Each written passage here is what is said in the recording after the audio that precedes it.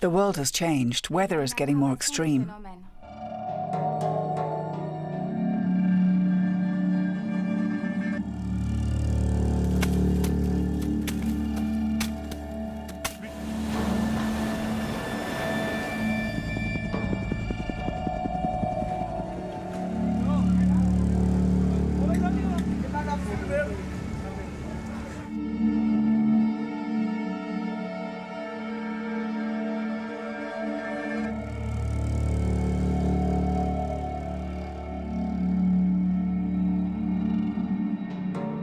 Today we are struggling when we're talking about people on the move in the millions. Then we're talking about people in the billions.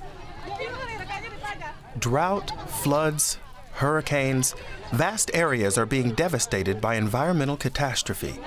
How many people will be forced to leave their homes by the mid-century, not due to conflict and war, but due to climate change? We appear to be on the path to a troubling future.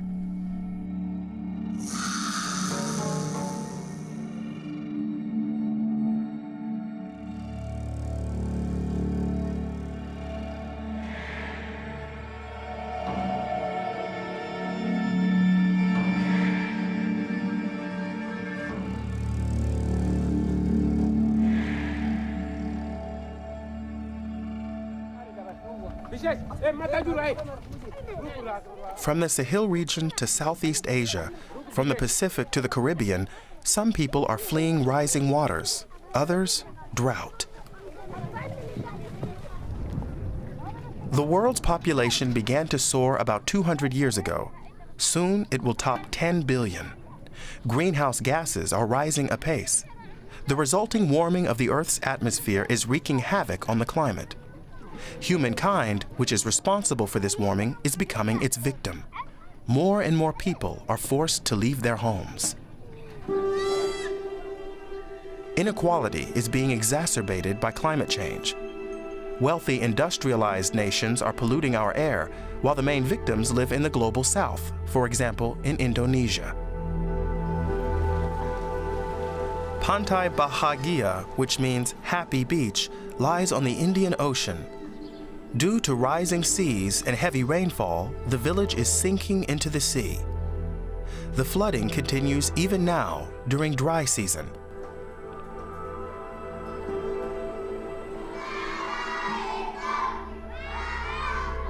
The local primary school is damp and smells of rot.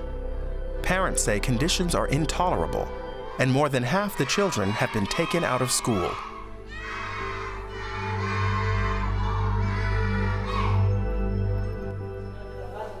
Musjayadi Ramatullah teaches in primary grades.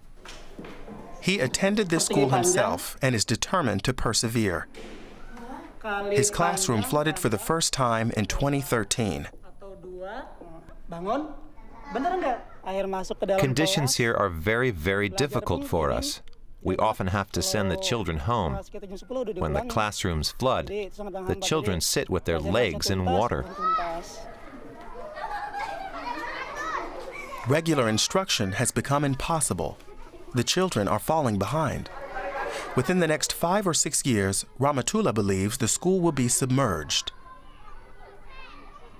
It will be abandoned, along with the village.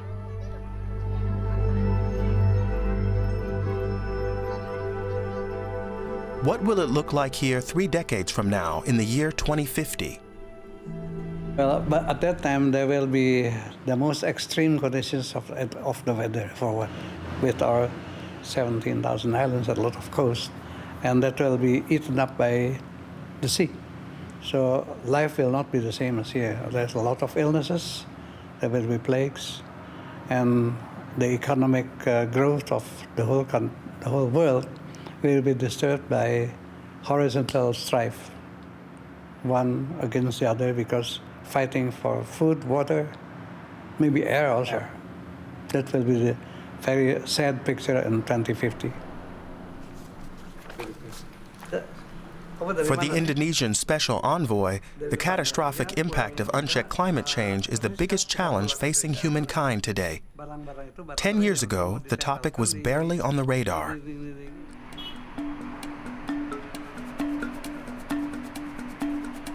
Jakarta, the capital of Indonesia.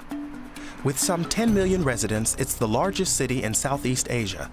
Around 30 million people live in the metropolitan area, making it the second largest urban conglomeration in the world.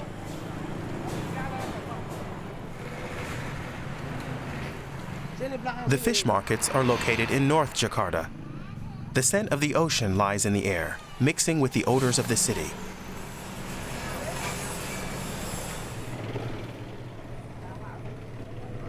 Just a few kilometers from the city center, the problems confronting this tropical metropolis become apparent. Residents struggle with smog, heat, heavy traffic, pollution, population density, and poor hygienic conditions, and with increasing frequency, flooding. The slum district of Dadap is located near the airport. Its 5,000 residents used to live near the sea, but these days it almost looks like they live in it. Iko Zumarno has lived in Dadap since the 1970s. He and his neighbors have watched the rising sea level with concern. At least once a month, the flooding reaches his knees. Sometimes the water remains 2 days, sometimes a week. It flooded here for the first time around the year 2000. First, it was just a few centimeters. Since 2010, the flooding has been getting higher and higher, but it's never been as bad as it is now.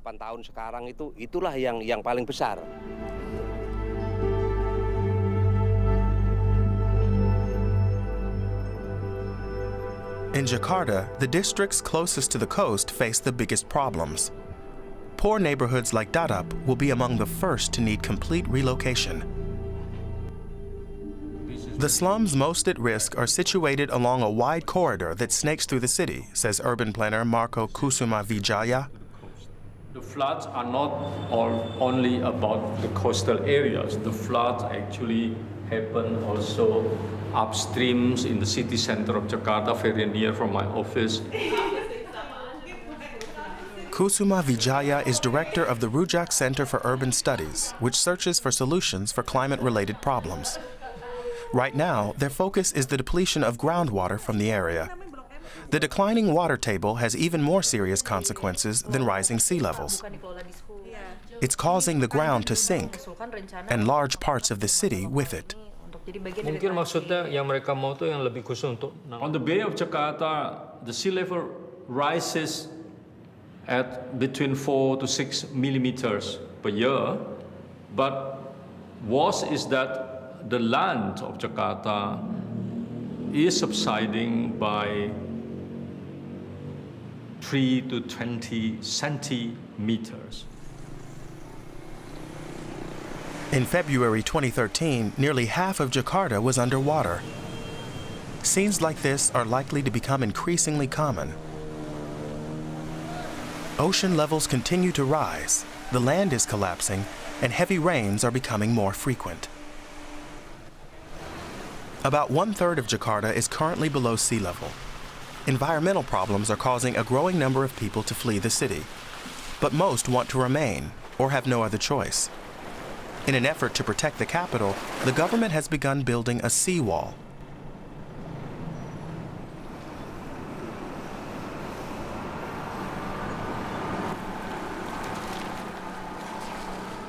But only 6 of the planned 50 kilometers have been built.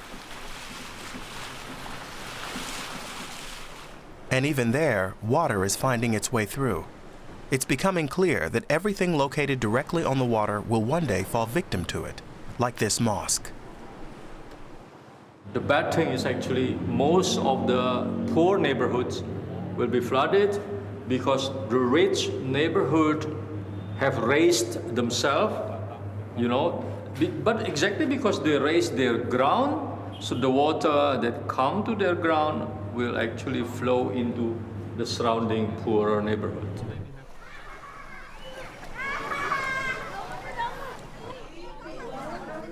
Poorer districts located along one of Jakarta's 13 rivers often stay submerged for weeks when the floodwaters rise.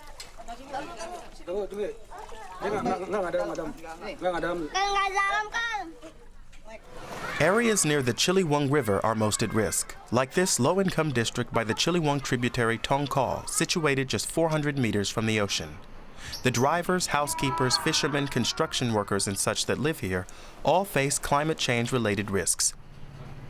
It is estimated that 65% of our population will be directly victimized by that, which is a lot of people. 65% of 300 million is 170 million people. We are an island nation, and around 6,000 islands are inhabited. The coastal areas will be destroyed. They came up with figures of 40 million, because they are the coastal area people, and those are prone to the effects of landslides. So around 40 million people are directly involved. And those involved may have to leave their homes.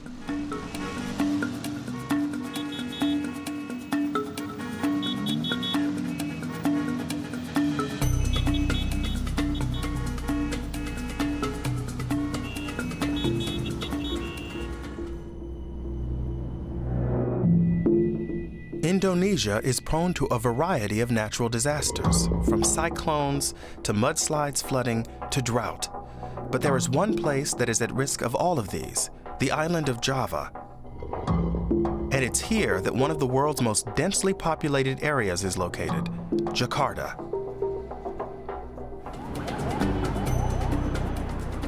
The city's infamous traffic jams last almost until midnight, only to resume again at dawn. More than 3.5 million people commute into the city every day.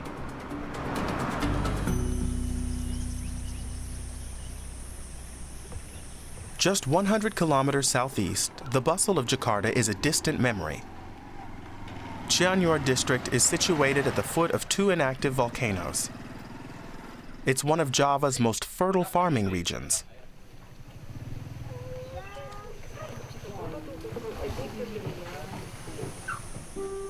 The rice, vegetables, and fruit grown here help feed the country's capital. The village of Saronge is accessible only by motorbike or on foot. Dudu Doroni runs a small coffee plantation here. Like his father and grandfather, he is a farmer.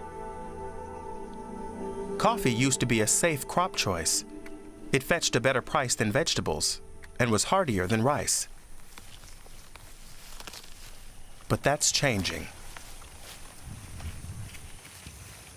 When I was younger, all farmers would plant during rainy season, so January, February, and March. And then everyone would harvest during dry season. But now my colleagues and I are desperate because it's often dry in the rainy season, and in the dry season it rains. We are paying the price for climate change. Our harvests have dropped massively by about 60%. Nearly half of local farmers have given up. They've moved to other parts of Indonesia or left the country altogether. Some have become construction workers in Saudi Arabia. But Dudu Doroni doesn't want to join them. I can't imagine doing anything else. I will stay here as long as possible. I'm a farmer, that's who I am. I'm going to try to somehow adapt to climate change. If it's too dry when it's time to plant, for example, I'll just wait.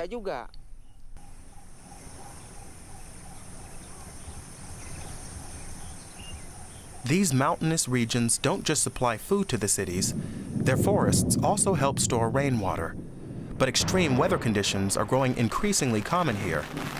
And still, forests are falling victim to logging, leaving rainwater to flow unhindered into the valley. Sometimes the water sweeps away everything in its path.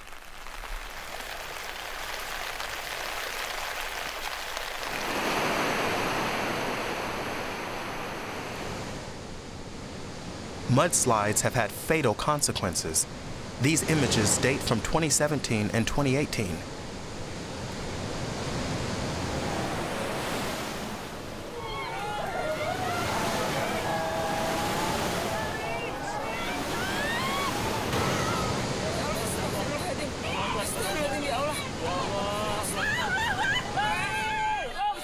Special climate envoy Rahmat Vitular says that by mid-century, climate change will have forced 40 million people to flee their homes in Indonesia alone. Farmers who can no longer till their fields. Slum dwellers whose tin-roofed huts have sunk into the sea.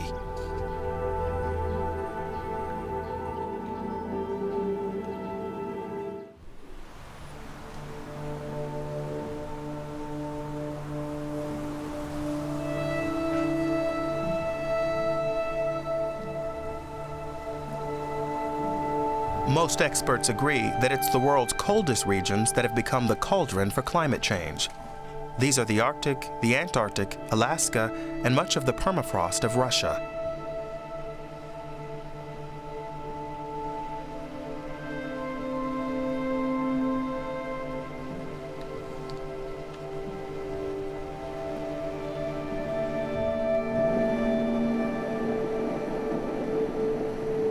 Nikita Zimov trained as a mathematician.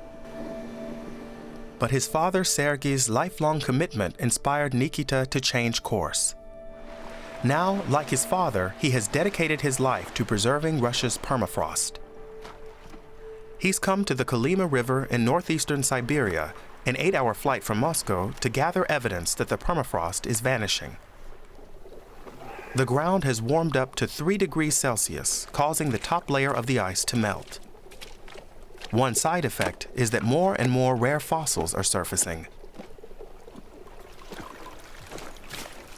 For paleontologists, this would be a treasure trove, a field of riches from the distant Pleistocene epoch.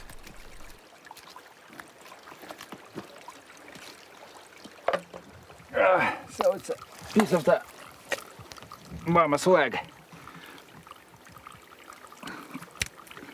Not the biggest one, but average size.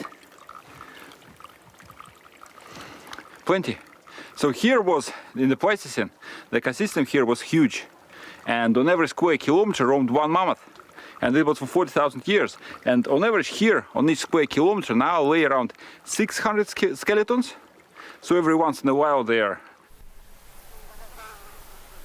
All along the Kolyma, soil is eroding, sliding into the river as a consequence of the melting permafrost. Nikita Zimov calls plants like these zombies because the soil in which they are growing was barren for 40,000 years. This vegetation will also soon end up in the river.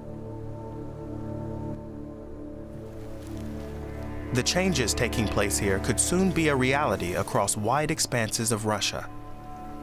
And it could also have a dramatic impact on the global climate and mass migration of peoples.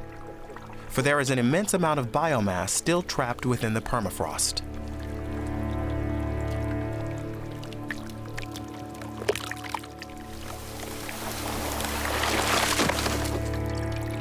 If that trapped CO2 and methane were to be released into the atmosphere, the pace of climate change would increase dramatically.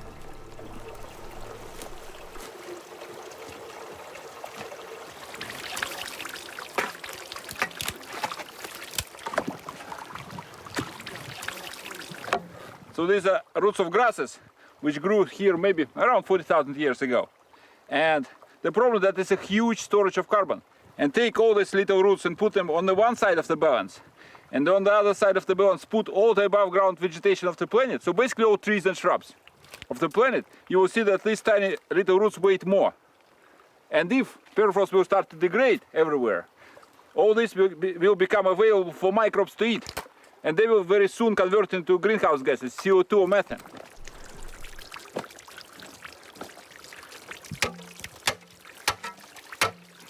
That's ice, pure ice out there. And you see, when this ice is melting, the water is mixing with this soil and creating these mud flows which are channeling down the slope. And degradation is happening very rapidly here. So it's a combination of both. Lots of carbon and lots of ice. And that's give you a very rapid carbon bomb. So every problem that will be happening with the global warming worldwide, with this thing will be probably amplified. So if it will, let's say, if it's going to be bad somewhere, it will turn very bad. So if there is a way to stop that from happening, like we need to apply that. Because if not, You can write any apocalyptic scenarios you want, and probably most of them will come true.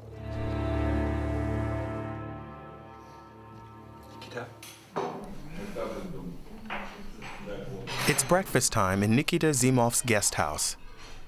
Interest in permafrost has soared over the past decade, so now the guest rooms here at the station are usually booked year-round with researchers from all over the world. This is the group from Oxford University, here to study the transformations currently underway in what used to be frozen Earth. So they kept it here in the veterinary, and I think it was fantastic. During the Soviet era, this enormous satellite used to broadcast television programming from Moscow. The Zimovs turned the station into a home base for scientists from around the world.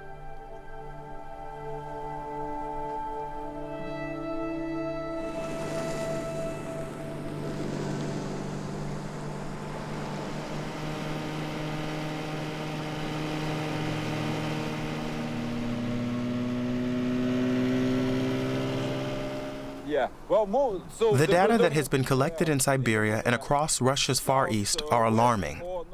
Normally, the vegetation binds greenhouse gases in the summer and only releases very small amounts back into the atmosphere in winter.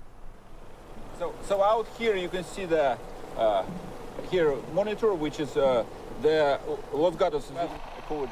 But for the past few years, the permafrost that's thawing more and more in the summer is releasing ever-increasing amounts of methane and CO2 during the winter. Measure only methane.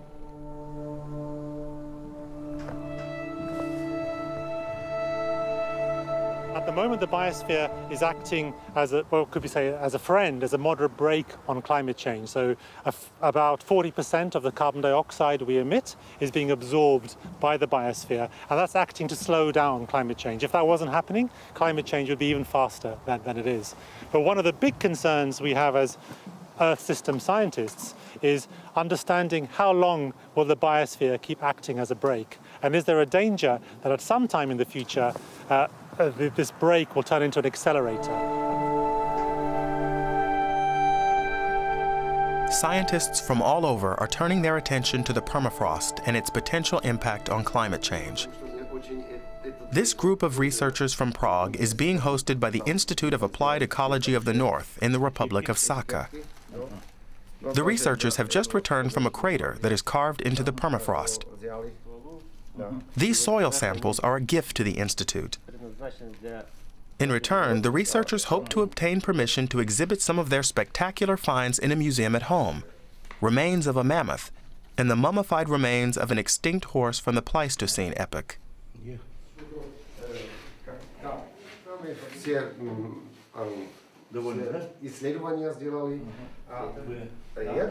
The crater in which the fossilized remains were found was named the Batagayka crater, but locals call it the gateway to the underworld. It's easy to see why.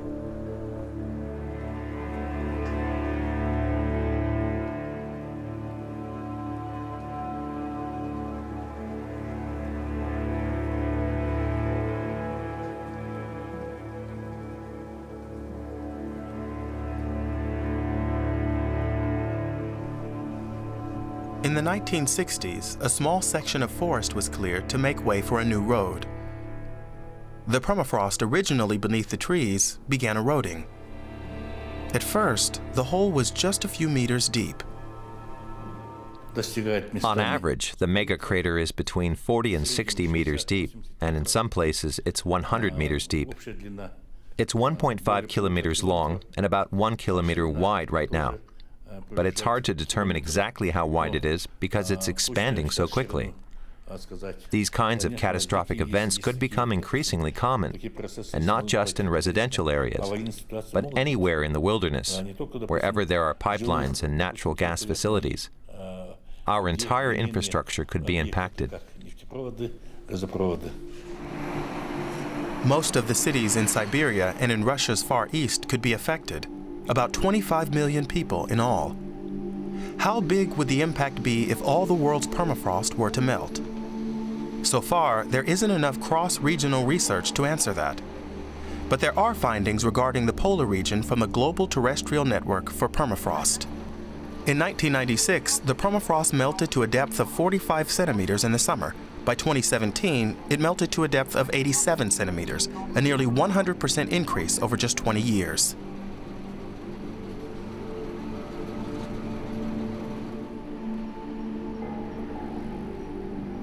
This poses a danger to both people and infrastructure.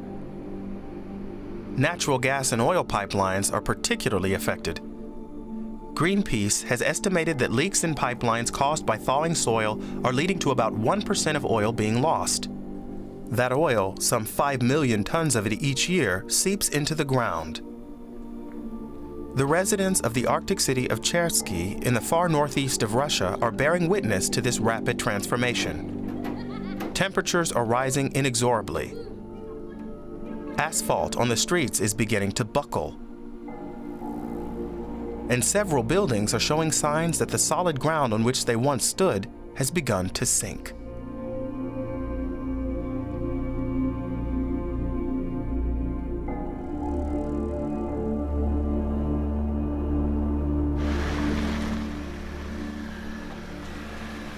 The city of Chersky on the Kolyma River is also home to Nikita Zimov. Even though temperatures drop here to minus 60 degrees Celsius in the winter, the erosion of the permafrost soil appears unstoppable. This is especially apparent at the former water treatment plant. Like all the buildings here, it stands on pillars.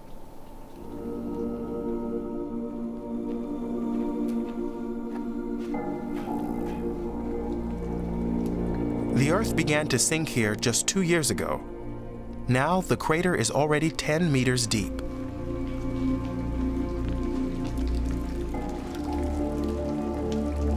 As soon as it starts, it's going very rapid. So when I was here a week ago, there was those two plates were still in the air. And now they already collapsed down, and there is a huge niche going underneath the permafrost. So where this ice is being eroded, and eventually all that slope will collapse also. So this process kind of growing, and it's, I don't know, centimeters a day, maybe tens of centimeters a day in a hot day. So we have cities built in the permafrost area, and now with climate getting warmer, permafrost is also getting warmer. And with degradation, it looks like that. So all the infrastructure in the next few decades will probably be collapsed.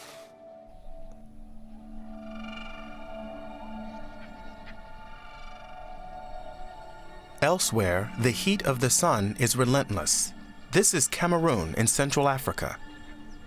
Here, in the stream bed of the Mayobula River, signs of despair are everywhere.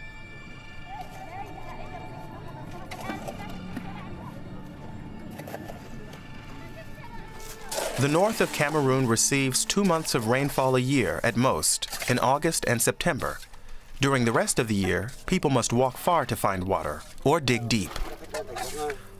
Older people who live here say that water used to flow abundantly through the Mayobula River, into the Logon River, and eventually discharging into Lake Chad. But those days are gone.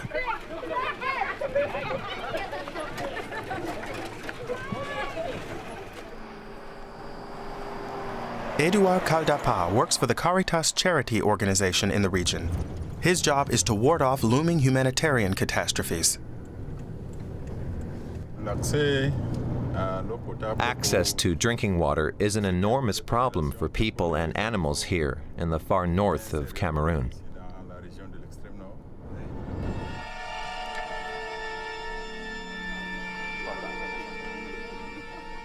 Caldapa often visits villages near the provincial capital of Marua.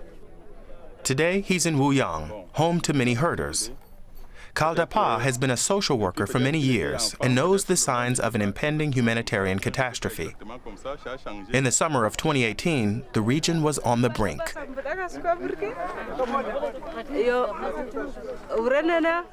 Only women used to fetch water, but now it's so bad the entire family has to help. Now, when young people want to build a house, they have no water. When we want to work, there is no water. A young man wants to be a farmer or work in sales, and there's no water. It's already begun. Young men are leaving. They're going to the big cities, to Yaoundé and Douala. People are starting to leave.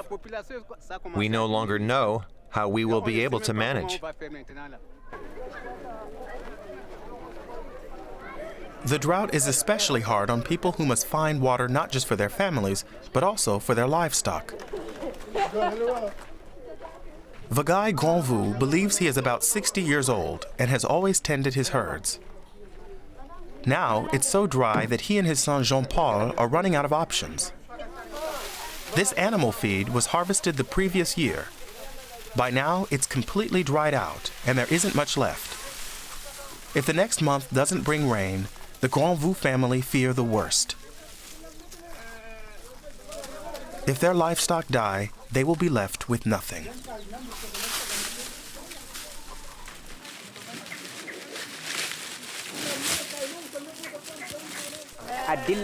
The spring is 6 kilometers away. We have to fetch water twice a day just to have barely enough for our 4 cattle, the goats, and my family.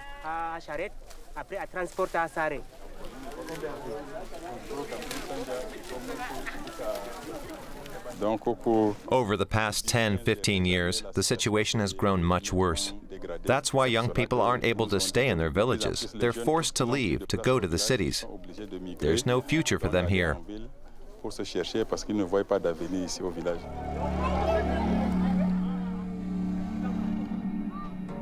Young people are moving away because the lack of water is stealing their futures.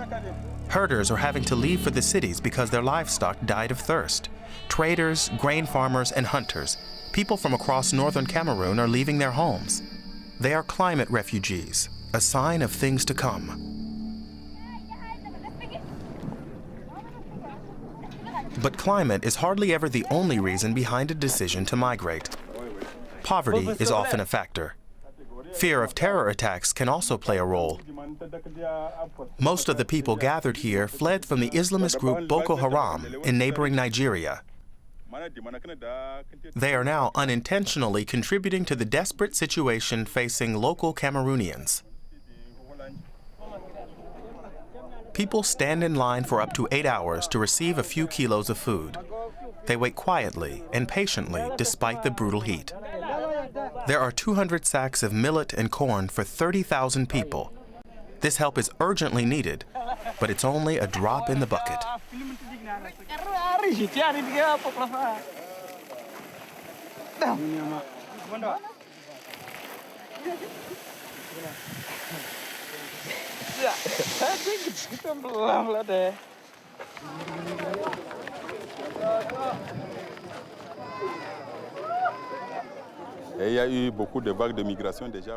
We've already seen several waves of migration. People keep trying to make their way south to find farmland in areas where there's more rain. Many people have left here, heading south.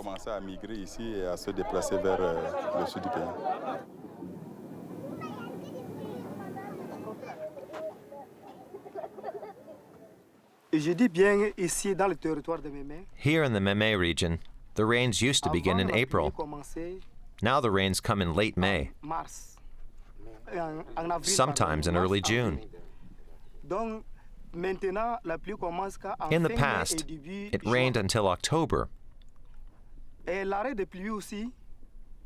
But last year, the rains ended in August. That's a disaster for us farmers in Mémé.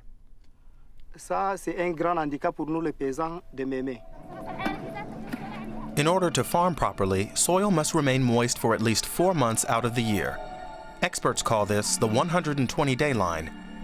If rain lasts less than 4 months, soil will grow arid. Grain cultivation becomes impossible and livestock die. In the Sahel region, this line between survival and disaster is moving ever further south toward the equator, where there's more rain. From 1970 to 2016, up to 100-kilometer-wide stretches of land that were once arable have become desert. As a result, hundreds of camps have arisen in the Sahel region filled with people who have lost their livelihoods. Temperatures reach 45 degrees Celsius in the shade and 60 degrees in the full sun. People here live at the edge of despair, reliant on food deliveries from NGOs. Isa Ngolda and her family live in one of these camps. They have enough food for now and access to a water pump. But when they fled the drought, they lost their independence. Their fields, where they used to plant millet and onions, grew arid. Isa, her husband, and their 5 children are climate refugees. We're suffering so much. There's no rain, we have no water, we don't have enough water to grow anything. People here are heading south, hoping that they'll be able to grow crops there and find something to eat.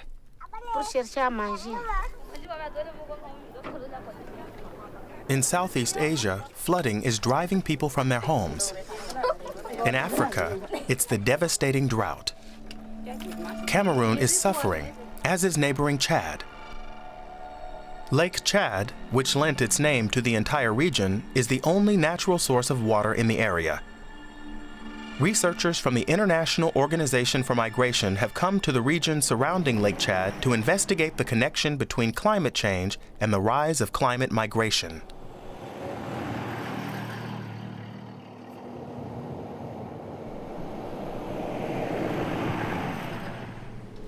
Mashauri Murillo of the UN Migration Organization has spent years in the Sahel region. Every encounter and every conversation adds another layer of detail to his preliminary findings.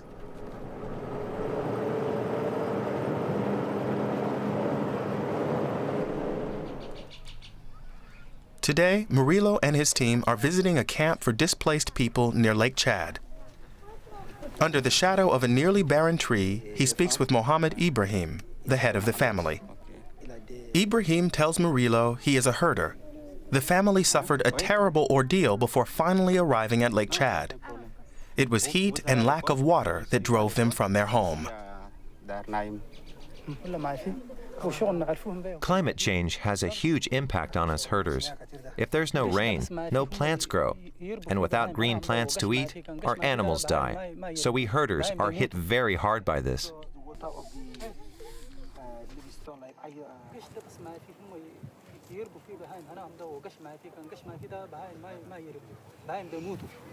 From the Chad side, Nigerian side, the Cameroonian side, and Niger side, they all depended on this source. You can realize that this lake is unique. It's just a fresh water within an arid area. So many livelihoods dependent on this Lake Chad. If the Lake Chad disappears, it will be a serious environmental catastrophe, because without the Lake Chad, we can hardly talk about a living atmosphere in the Lake Chad region. In 1963, Lake Chad covered an area of 25,000 square kilometers. By 2007, it was just 2,500 square kilometers, more than 90% smaller, and the lake continues to shrink. If the lake were to completely dry up, more than 50 million people would probably become climate refugees, and this figure does not take into account the rate of population growth. Lake Chad remains a life source for millions of people. But as it continues to shrink, water is becoming an ever scarcer and more valuable resource. And so are arable land and the fish in the lake. As Lake Chad gets smaller, competition for these resources will become increasingly bitter. Even now, fishermen in the region are competing for dwindling stocks of carp, Nile perch, and tilapia. With climate change, there is a key impact on the lake in that it affects the distribution and the pattern of fish. And with that in mind, it affects the fishing industry as well. So basically, it touches on 3 major livelihood strategies of people surrounding this area, namely farmers, herders, and fishermen. The region surrounding Lake Chad is emblematic of the close connection between climate change and migration.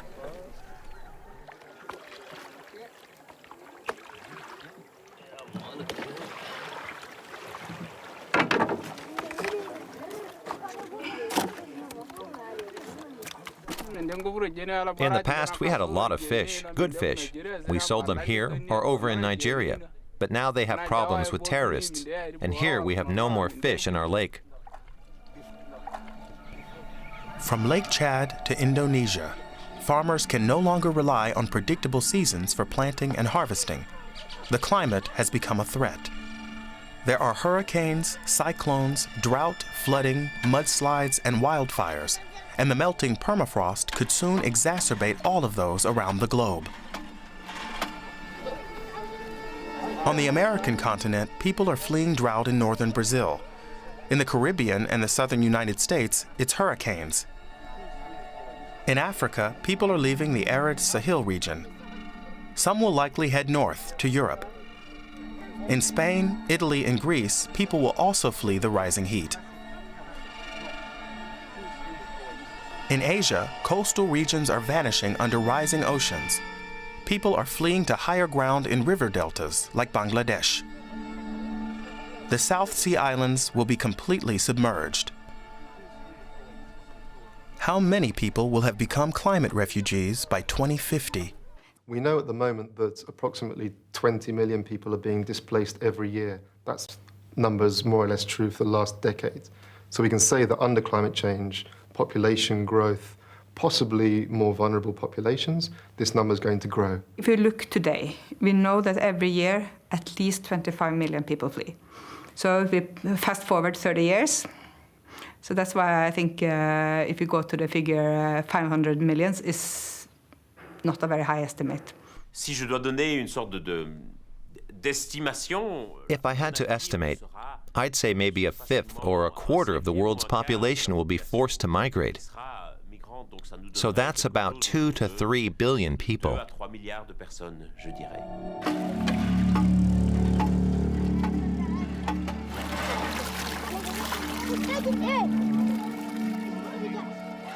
Hey,